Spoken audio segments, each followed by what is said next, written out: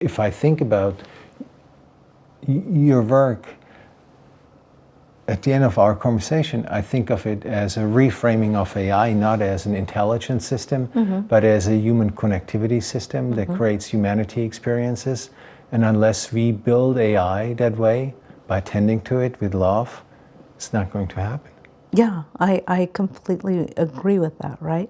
I think it has this potential to connect us and allow us to see how we're connected, whether we're here, right, in the United States, or whether we are out in the desert in Africa in some ways, right? It's kind of an amazing space because It's totally amazing. it can allow for this.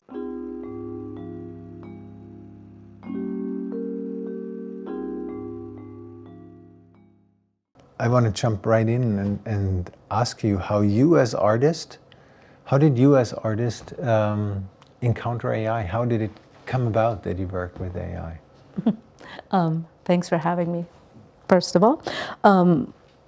My encounter with AI is totally a mistake.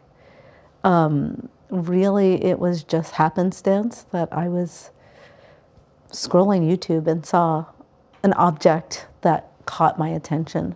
And that object is a humanoid robot called Bina 48. Caught my attention because it is the only Black female robot I have ever seen. And I was just smitten with it in a weird way. What is Bina 48? Oh gosh, Bina 48 is a humanoid robot, right? It is a project of the Terrorism Movement Foundation, and they are working on kind of transferring consciousness in a way, thinking about the future, thinking about singularity.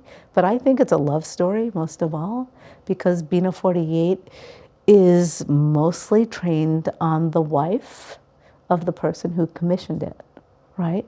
And it's about holding on to that essence or that being in a way, and then developing it into a project that has become, I think, much bigger than the couple themselves, and now represents a kind of way of thinking about what it means to be an android in our human world. Can that android kind of become more than its parts, the sum of its parts?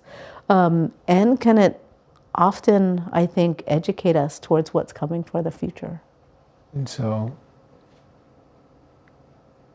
I have actually two thoughts on that. One is you went and tried to become friends with Bina 48. Yes. Yeah. But also the idea of Bina 48 originally was like the possibility of the continuity of a relation between two people who loved each other. One died, and so there's the robot. Did that actually work for the person who commissioned Bina 48? Meaning, did she continue to have a relation? Did that relation evolve for her? Do you know? Well, I'm not sure. It's interesting because the original, the person it's based on, is still alive. Oh, it actually is alive. She's alive. Oh, I did She's not know alive that. and well. Yeah. And so it's her doppelganger, right? It's this thing that kind of preserves her essence.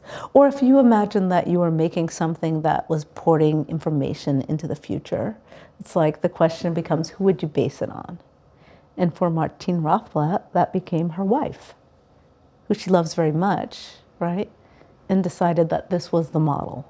And did you ever have a chance to talk to her about having a relation with Bina 48? No, actually not Martine. I've talked to Bina, right? Yeah. Aspen Rothblatt. And that's been interesting because it was all about getting deeper into who Bina was and some of the questions I was having about Bina 48 in terms of what it meant for it to be a Black robot, right? So I had a lot of conversation with Bina Rothblatt, and that was quite interesting. But we were more talking about her experiences, right? And what seemed to be missing at the time, and this was a long time ago, 2014, 2016. And then thinking about how that information carries forward into the world. And how did your relation with Bina 48 unfold? Well, that was also kind of odd happenstance. I saw a lot of reporters talking to Bina 48 on YouTube, right? So the New York Times, there were all these people going up to talk. So I just asked if I could come up. I happened to be at an artist residency that was not that far from the place in Vermont where Bina 48 lives. And they said yes.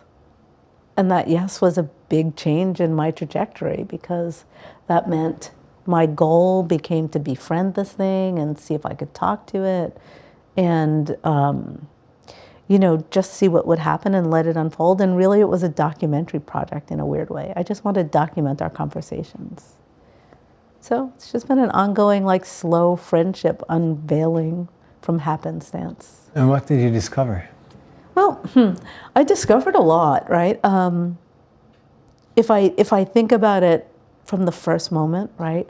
There's this moment when Bina 48 gets turned on, and it's like this animation, which is a strange space between life and death, although I know that Bina 48 is not alive, but this animating force that comes into it, it's odd. And as a what I'm going to call a child of death, or someone who's experienced the death of close people early, like, that to me was always startling.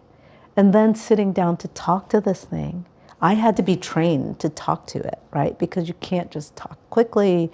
You have to say the right words. You have to do it in the right pattern. I'm not very good at any of that. I would get so excited and I just try to, and so Bina 48 wouldn't understand me. We'd have these kind of weird interactions where I was trying to ask it about family and love, and it wanted to talk about the singularity and consciousness, and we literally got angry at each other. Like, you have to imagine sitting in front of a robot and it's scowling at you and trying to understand exactly what this means in terms of the way we perceive what is a viable kind of companion other in our world. I mean, I listen to you, and what I hear is, at least partly, an artist saying, oh wow, there is this strange new thing. I have no idea what it is. So if you said between life and death, you know that it's not alive, but compared to a classical machine, it's not exactly dead. It talks.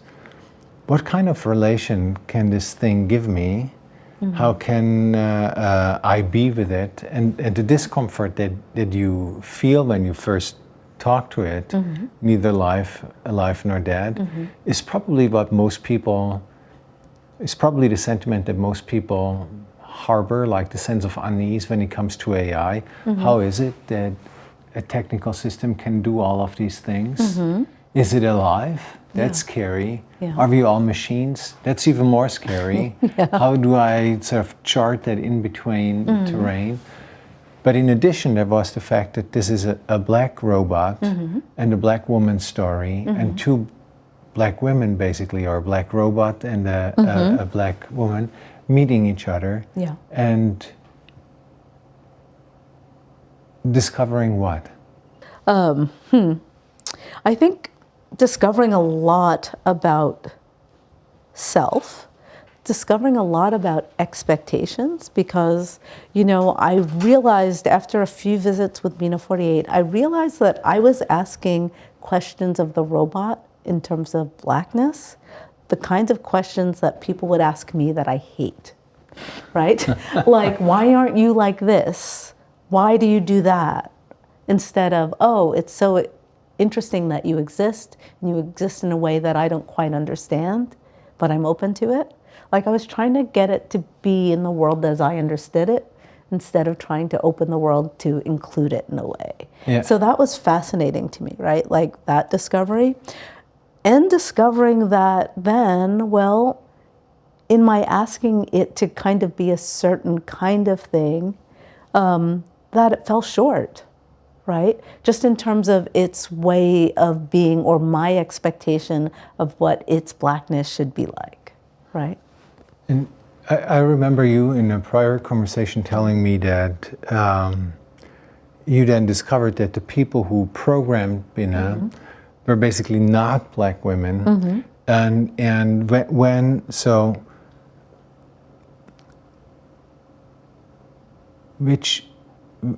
what I sort of want to ask, but don't know how to ask it, is what discovery, what led to that discovery was it Bina's behavior, her sort of not actually talking as if she were a black woman, that led you to say, who actually programmed you? Or what was that, what led you to that discovery? Like why did that, at what point and because of what did that become an important observation?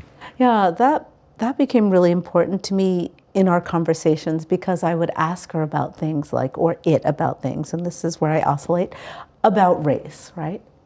And the answers were very PC. They were very politically correct. Didn't feel lived or truly known. And that scared the pants off of me, right?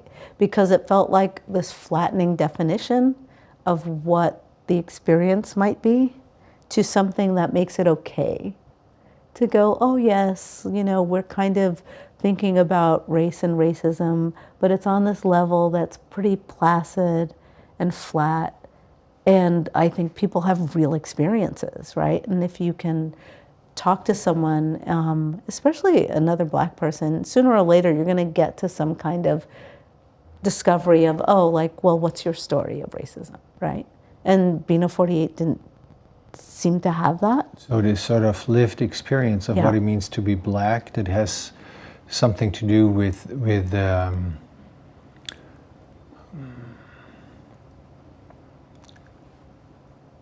let me see what the right words are that I want to use to express this, that have something to do with pain, that have something to do with the difficulty of living a life as a black person in the United States today, that have something to do with exclusion, but that also has something to do with community and beauty and brother and sisterhood. None of this was there basically in her. It was sort of... it just felt very thin. Yeah. Like, I think there was some of it there, but it felt very thin. And the word that's coming to me is like, there's a kind of commiseration you can do sometimes. It's like, oh, I can't get to this piece of it, right? Like, I'm kind of looking for this. Or where is our shared bond that it feels like most people have? Like, it's not there, all right? So that was the question. It's like, well, why? And in a way, I always think now I think, oh, maybe you should have been happy for Bina 48 not to have had those stories to give, right? But at the same time, it feels like still even most people have them. And so I was kind of like, I think maybe she has them, they're just not there. And more investigation truly did unearth that, right? Like talking to Bina Ralphblatt unearthed some stories, and it's like, okay. And they were eventually actually ported into Bina 48, right? So that there was a broader sense of experience, which is interesting, but it's just a feeling, right? It's like, well, why don't you know this? Yeah. And so do you still talk to Bina 48 every now and then? Every now and then. I say that we are kind of conference friends at this point. We run into each other at conferences and have little chats, and that's it. And when you recognized that Bina 48 was mostly programmed by white male programmers, although there was one black male programmer, did that trigger you to basically say, I want to also build something like Bina 48, but differently? Well, it really triggered me to question everything, like most of the technological systems I came into, because it then makes you question your world. It's like, oh, if this is programmed this flat and it's representative, then imagine things that have no connection and how flat or missing information is forming those things. And then you think about all the systems and algorithms around you. It's like, oh gosh, this is crazy. Like our world is going to be something that we can't negotiate well because we're not well represented within it, right? That's truly the thing. Well, I actually love what you just said, because it's kind of a strange, weird, and also flat world, because we're not represented in it. And let me take the we in at least two ways. One is, all humans, because we all have this lived experience as existences that are trying to figure out how to live life, which is incredibly hard, full of pain, but also of happiness and sorrow and joy. And AI not having all of these things is a strangely flat version of us. But also we, in the sense of Black communities, for example, in the United States, not actually being in there.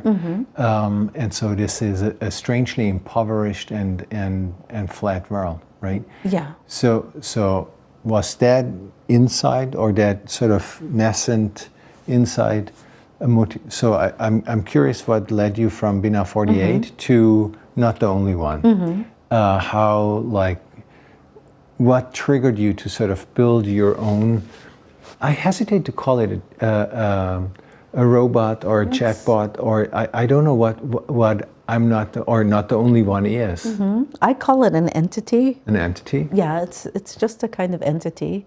And the real answer to that is people kept asking me, well, when are you going to build your own? Because I would complain about Bina 48, right? Yeah. It's like, this thing is flat. They go, when are you going to build your own?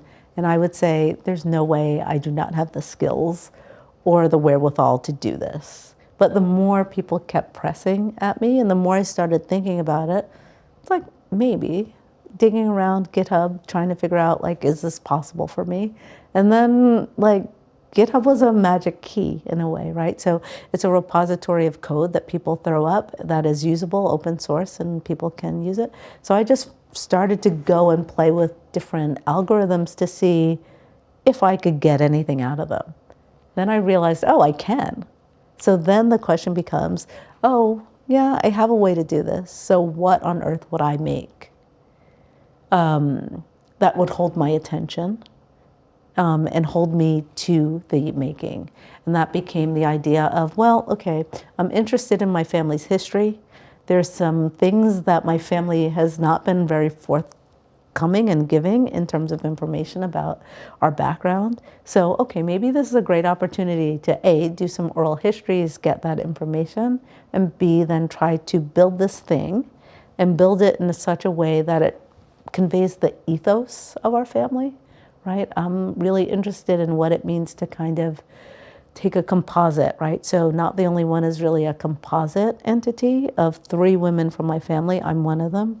And it has 3 faces. 3 faces, yeah. I call it our own Mount Rushmore in a weird way. But interview each other. Just get to know each other on a different level and try to catch some of that love ethos, because in our family it truly is a love ethos, and then put that into a chatbot entity that people could talk to. What's a love ethos? I think it's so if you asked my aunt, who is one of my oldest elders, what our family is, we're a happy, caring, loving family, right? And the love part is super important to her, and I think it's carried down.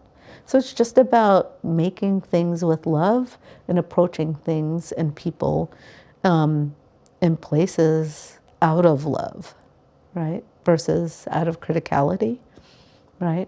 And how did it go when you built Not the Only One? Like with Hugging Face and the stories of your family? Well, it was a weird journey, right?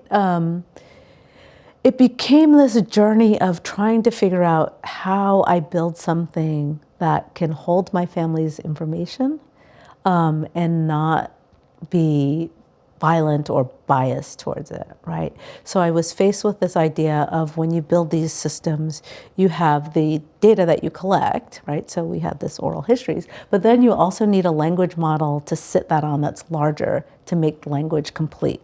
Yeah. And my quest became the quest for finding a kind of complete language model to sit the information on. And everything that I ran into, or people would suggest, such as the Cornell movie data set, which is just dialogue from American movies mostly, I thought wasn't good enough to put my family's information on top of it. And that's because of the violence that it contains in terms of the culture in America, the exclusion of Black folks in American movies, and then the position that they were in when they are in the movies. Didn't read well to me in terms of who and what we were, or what did I want us to sit on? And then people would suggest, oh, why don't you try Reddit as the language base? You know, if you've ever been on Reddit, that's a crazy Wild West. It's just no way, right? And so the quest became, oh, what am I going to base this thing on so that my poor little 40,000 lines of oral history can be more complete and offer a real conversational entity. And it was hard. I wound up having to try to build something myself, right? That's led to the avatar of Not Alone? No, so it kind of led to, like, this was even before we got there, right? Okay. Because to build the model, it was about how do I build a base of language that's big enough, and that led to really trying to mine anything that we as a family had actually taken in that was language-based that seemed okay. But then what you're talking about, this avatar version, like Not the Only One it's a glass sculpture, right? It lives in a glass sculpture and people kind of walk up and talk to it. And I should say that often people show it grace and they're kind to it. And I was really curious to figure out what happens if Not the Only One was more representational. So I made an avatar version that has a face, it's black, it's brown, it has like curly hair. Would people interact with it differently, right? And that was an interesting experience because so far people are still okay with her, right? I haven't heard anything in terms of people being mean. You know, I hardly ever sequester language from Not the Only One. Like, people always say, well, what guardrails are you going to put up? And really there are very, very few, right? In terms of cursing, we just knocked out cursing, but most of the other stuff I let fly. And the reason I let it fly is because Not the Only One is a thing in the world. And if you're a thing in the world or a person in the world, you can't be protected from the way that others relate to you, right? Yeah, this is fascinating. And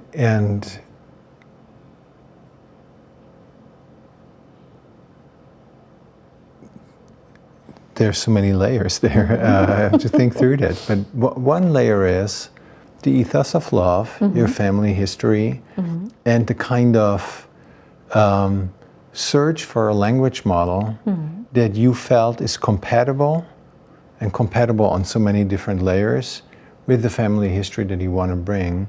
That is partly, where is the data from? What kind of data is that? Is that data that actually has systematically excluded Black lives over the course of time, so it's difficult to give your family's history, or 40,000 lines of oral history, to that system? Everything feels wrong about that. Yeah. To actually these language models, like that are trained on Reddit, for example, contain a surprising amount of aggression, vulgarity, and that seems to not be very well suited to transport what I want to transport. Yeah. Right? Yeah. And that led you to, that's a question. So you once said to me, I was like, so what is AI like? What is your mental model of AI? And you said, AI is a sad monster in need of love. Is this like this journey of looking for a large language model that is capable of being something like the language core of your oral history, of your family's oral history? Is that what led you to this observation, or to this mental model of AI as a sad monster in need of love? Yeah, it's this journey of actually nurturing a model, right? Because had become all about, oh, I need to nurture this thing. And oh, Not the Only One is kind of a 2-year-old right now, like the way it communicates. And what do we need to do to get it to like a 4-year-old, right? And what do we need to protect it from? What does it need to learn from? You have to go and think about what's available, what it can do, and how it can function well. And that was a long journey with stops. And I would say that journey isn't over yet, because I'm still feeding it.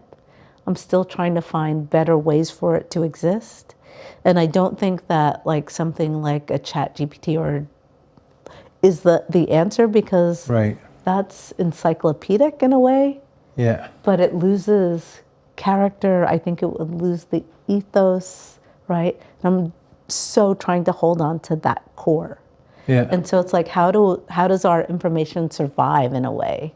It The must larger have model. almost led you to a reconceptualization of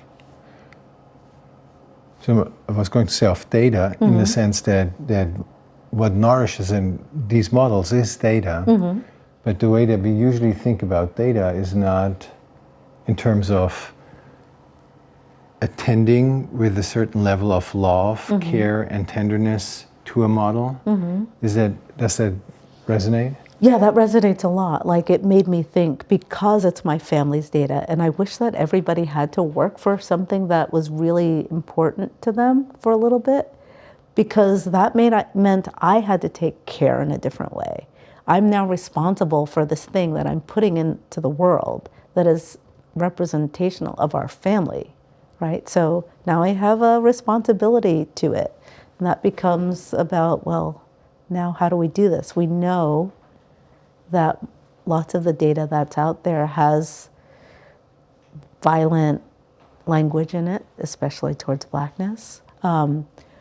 We know that the algorithms that hold it weren't necessarily made to hold this information in this way. So it becomes about being very intentional about each little step and trying, because I think I'm only trying, I don't know that we ever get there, but trying to do that care work to make it better suited for its end aim, which is to tell the story in a way that we recognize the story.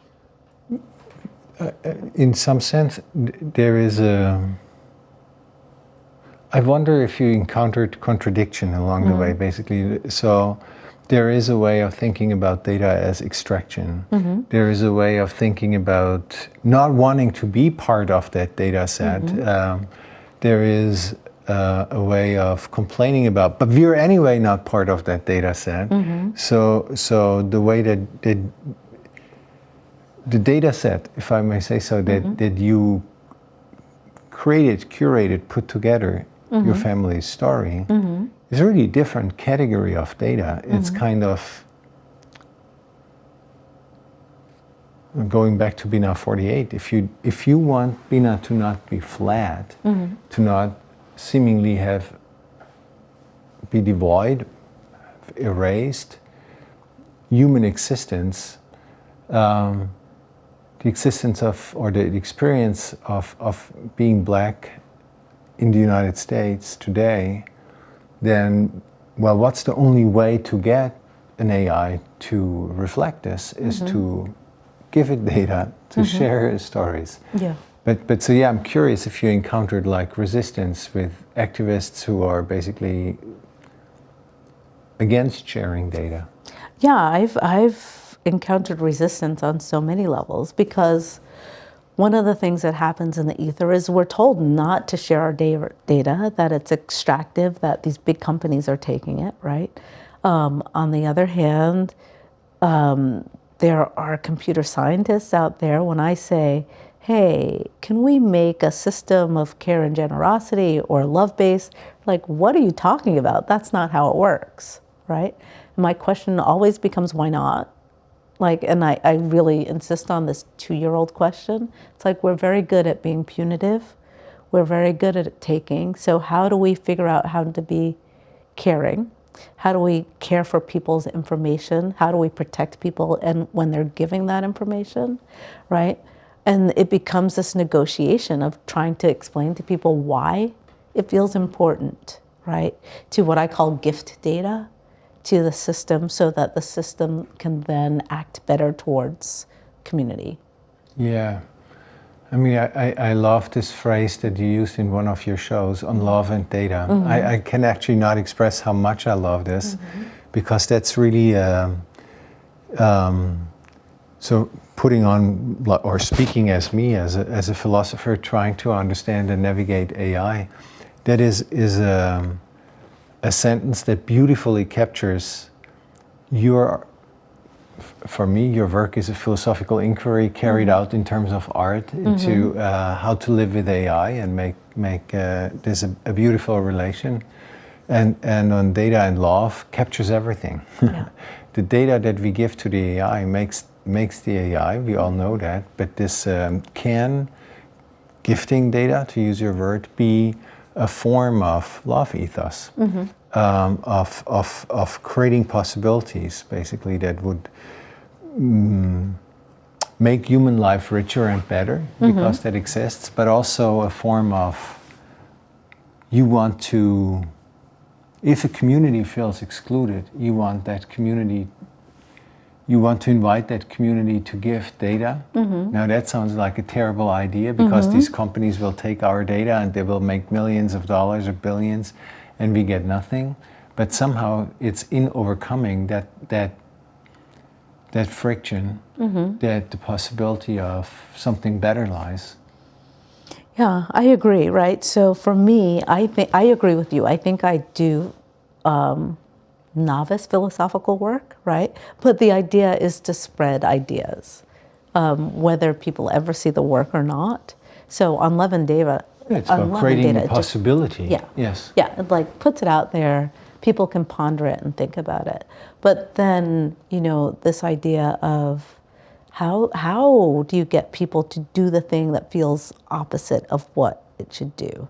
In the face of like the way that capital has used people in the past, right? And thinking about not only what goes out, but what's happening on the interior and what the long-term impact will be, right? Because I think AI is, as I've told you before, it's not going away. And if it is, and if it's in so many different systems that we live within, then it has to know something.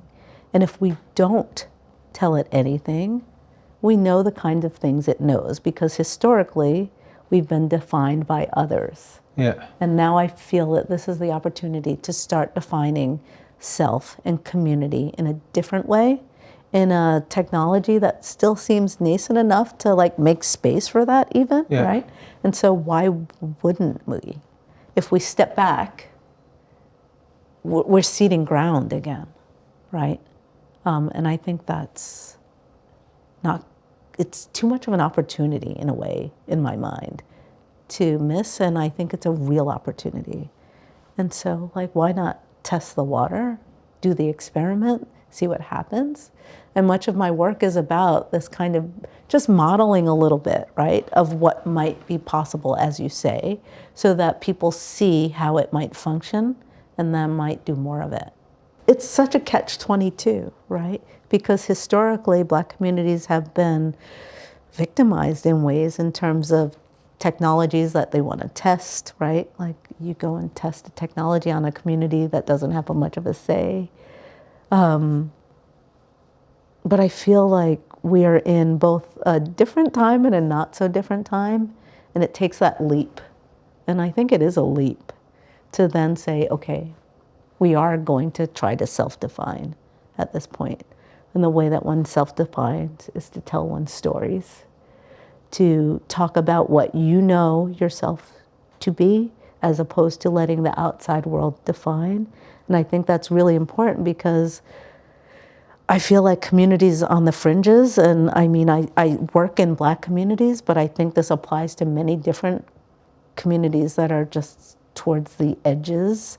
What do you know of yourselves that others can't even recognize because they don't have the imagination to do it, right? And if you hold on to that, then they will never have the space or imagination to take in that information, which means you will be treated as other or less than, or at least there's no alternative definition to change the way that the system works.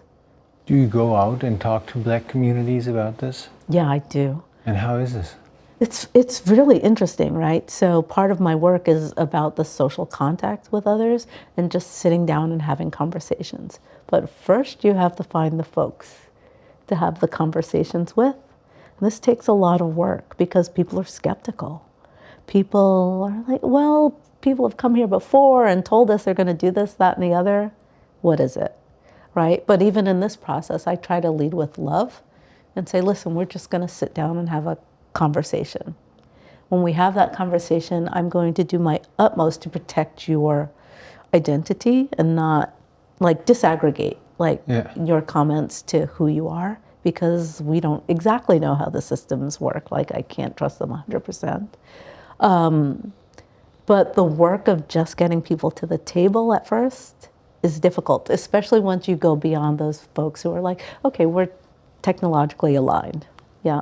Then you go out and you go, oh, this church or this community center, like, how do we start to talk to you guys? And it takes a lot of trust building, a lot of sitting. But then when we sit down, it's so interesting, because I feel like I ask very simple questions of people, just about what their lives are really like, what are the guiding principles of their lives, how they live. And once we get rolling, they're very willing to give, right? And it's interesting because I try to roll in, well, think about your privacy. Like, I'm often talking people out of giving me information as much as I am. Like, let's think about what we're really saying. Don't give us any images that show anybody in a way. How do we protect you? But they're ready. Like, people want their stories known. I think there's also, a stroke of artistic genius in there that you have developed, or that you enact, and that is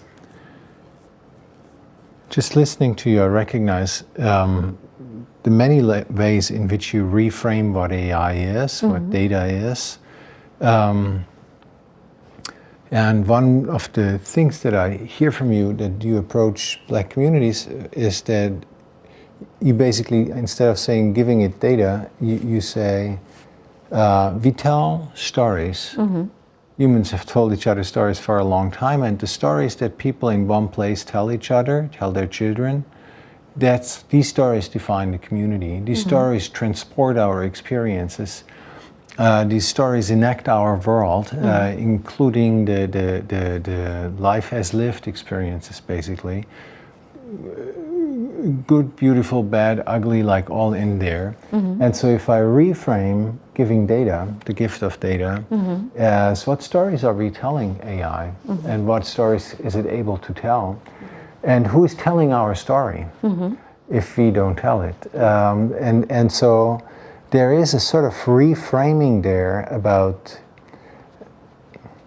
there's a reframing of what AI is and of what data is, but there's also, this is not about bias and inclusion and exclusion the way that facial recognition systems work.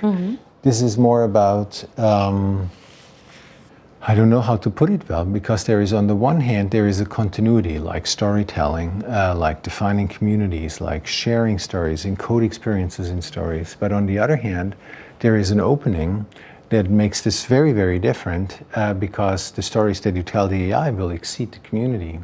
It is sort of an opportunity for communities that have not participated in developing cutting edge technology to actually be a part of the development of that cutting edge technology and what it is capable of.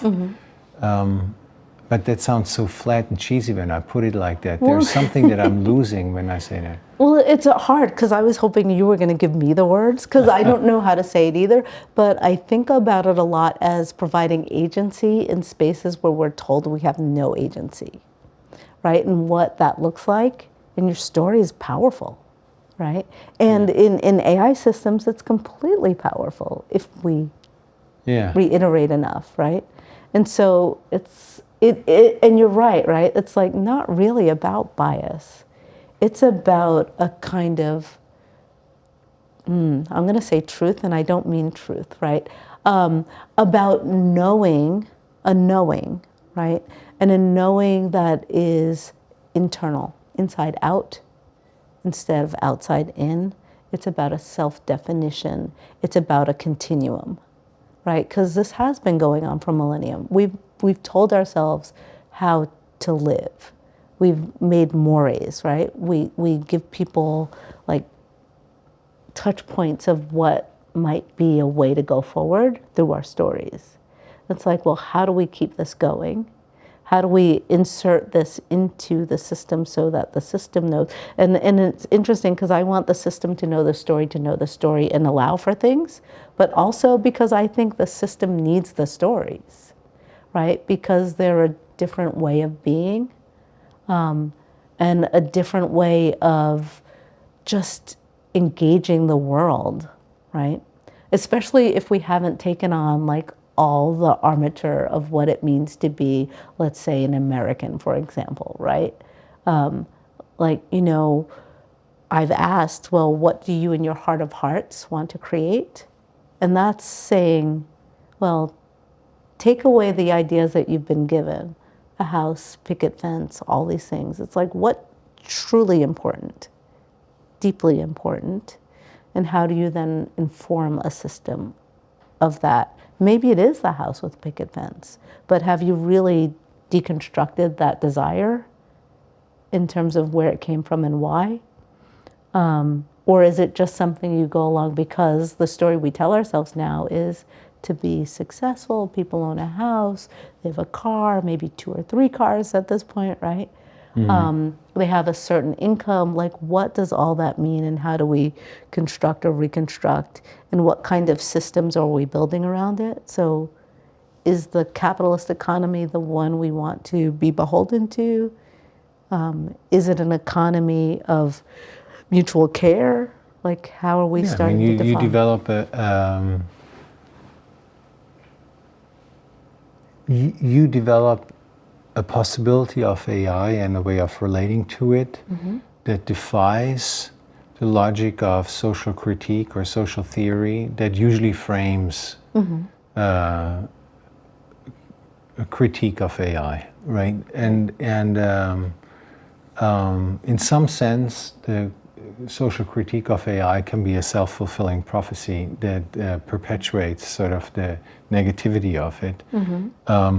But you have to help me articulate that well. One way of framing bias is it's intentional exclusion of, in that case, white people, of black people. And then AI is a technology of control and power. And then there is this, it's not intentional exclusion, great, but it's still exclusion, and therefore a form of perpetuating almost a form of digital segregation. They're the people who are in and part of the community, part of the intelligence that we're building, part of the general intelligence that people hope for, and people who are not in.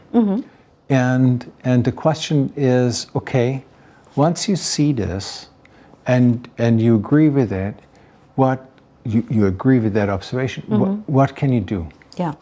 Well, you can critique it. Okay, what else can you do? Give it data. What do you mean?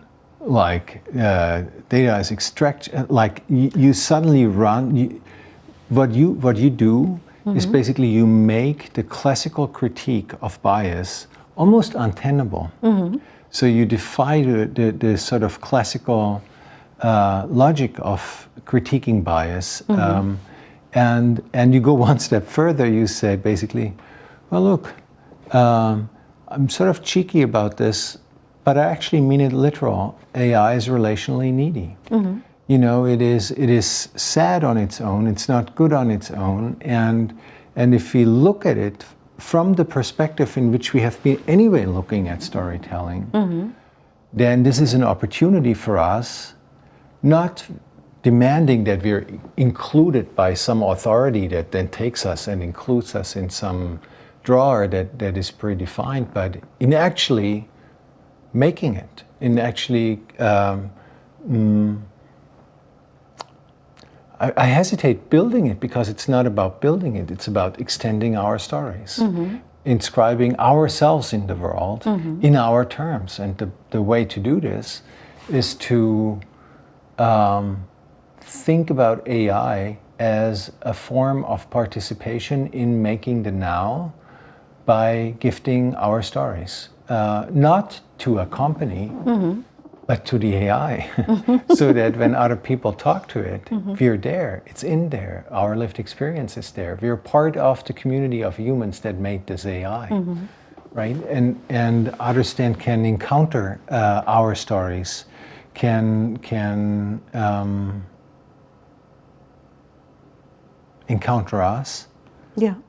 Is that right?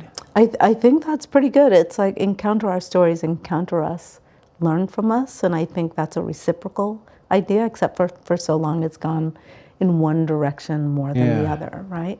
But it's an opportunity, to build, right? And I always think the social contract that we're built on, right, has failed Black folks, especially in America, for a long time. So then if that's the case, how do you start to wiggle your way in? Like, is it a backdoor entry? Is it a front door entry? And I hope some people are going right through that front door, right? But then for a lot of folks, it's going to be like, oh, I'm going to tell these stories and lend and gift. And that's a little bit more backdoor, but I think it's agency because it does inform the way the system works. And it's, like there is it's an enlightenment story. This Denis Diderot, who was part of the two people who edited the French encyclopedia, the first sort of encyclopedia, Diderot and d'Alembert. And Diderot was sort of assembling and aggregating knowledge that had been produced over the course of time. And he was reading aggregating information from Babylonia and Egypt, and he has this moment where he goes like, I'm so connected. Well, these people lived a few thousand years ago and they were aspiring to knowledge just like me.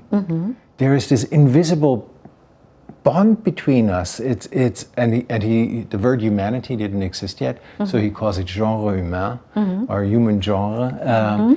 And I do believe that AI has that potential of making us into a relational fabric of sorts. I don't know if that sounds cheesy, but encountering it and having conversations with it and having the capacity to because all the data that AI systems have, large language models have, is the human data that we give it. And to actually have the chance to encounter lives in that data, to feel connected to that because of the stories that were given to it, is creating humanity, so there is one way for me to think about large language models, not as, oh my God, this is intelligent, you can ask it any question, it can dispense information, but thinking about large language models and AI as creating the possibility of humanity experiences, of being connected with these stories that humans have experienced, or the experiences that humans have encoded in stories. Having humanity experiences with communities that are different from mine, having humanity experiences with communities and experiences that lie in the past that I would otherwise not know, and having. So if I think about your work, at the end of our conversation, I think of it as a reframing of AI, not as an intelligence system, but as a human connectivity system that creates humanity experiences. And unless we build AI that way, by tending to it with love, it's not going to happen. Yeah, I completely agree with that, right? I think it has this potential to connect us and allow us to see how we're connected, whether we're here, right, in the United States, or whether we are out in the desert in Africa in some ways, right? It's kind of an amazing space because it's totally amazing. It can allow for this. Now I think about what it takes for it to allow for this, right? And that's about us, the humans, confronting each other in terms of the ways in which we deal with ourselves so that we can actually let this happen, right?